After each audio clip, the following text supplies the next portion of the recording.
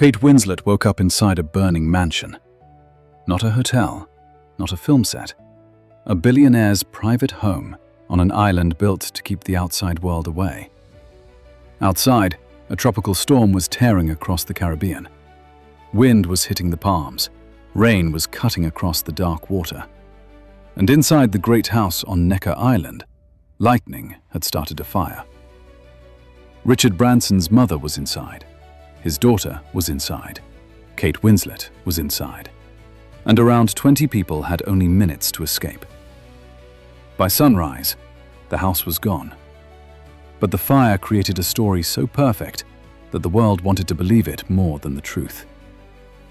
The next morning, newspapers claimed Kate Winslet had carried Branson's elderly mother, Eve, out of the flames. A Hollywood star, a billionaire's mother, a mansion burning on a private island.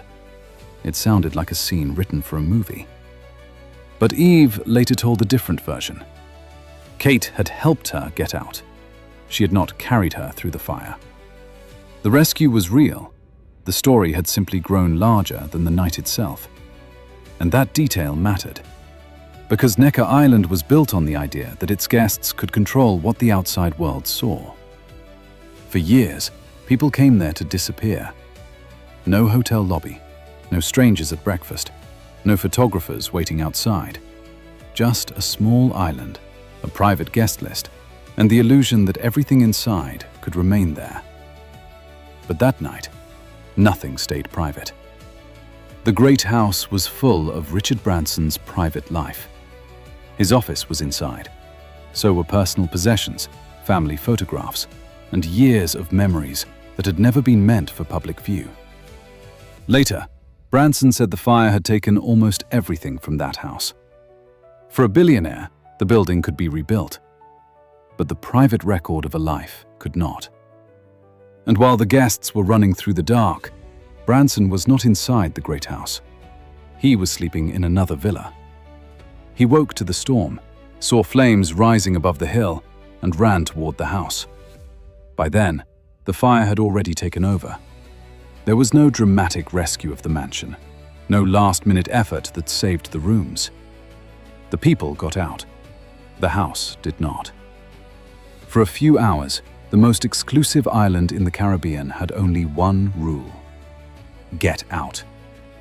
No private gate could stop the storm. No amount of money could save the house. And no famous name could make the danger less real. But the great house mattered for a reason. It was not just an expensive building in a beautiful place. It was the center of a story that began long before Kate Winslet arrived. Richard Branson first saw Necker while searching for a private escape with Joan Templeman, the woman he would later marry. At the time, the island was mostly wild land, rough terrain, and empty beaches. There were no polished villas, no celebrity photographs, no private wedding packages.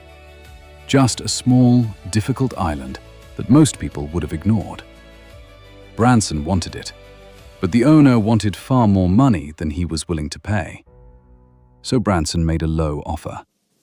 It was rejected. He left without the island. Or so it seemed. Later, the owner came back, and Branson bought the entire island for just $180,000. At the time, it was a gamble. Years later, it would look almost unbelievable.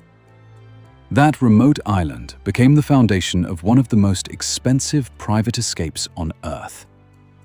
Branson built the great house above the water. He married Joan there.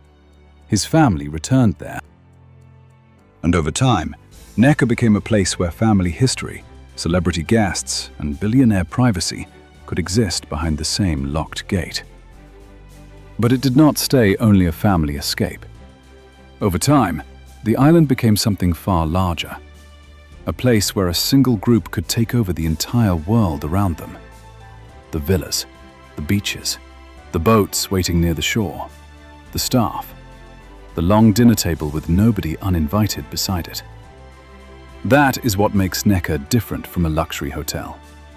You do not arrive and choose a room. You do not share the beach with strangers.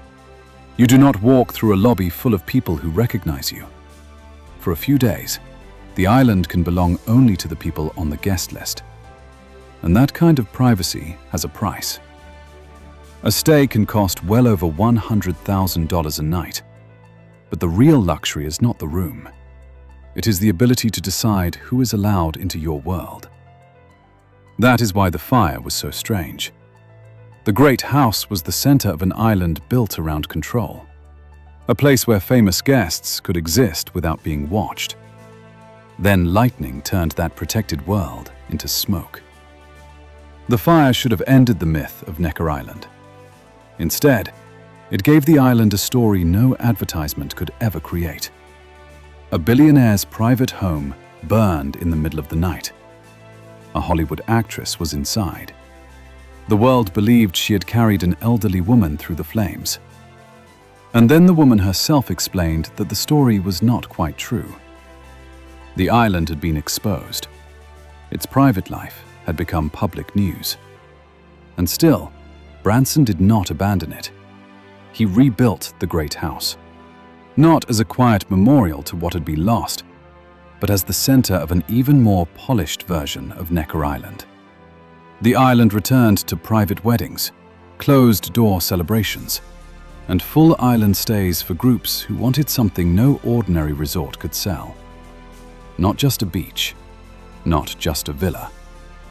The chance to disappear completely. That is what Necker Island sells. The promise that the outside world stops at the shore. Necker Island was designed to keep the outside world away. But one night, lightning opened the door, and the whole world looked in. The next extraordinary place is waiting. Rare access.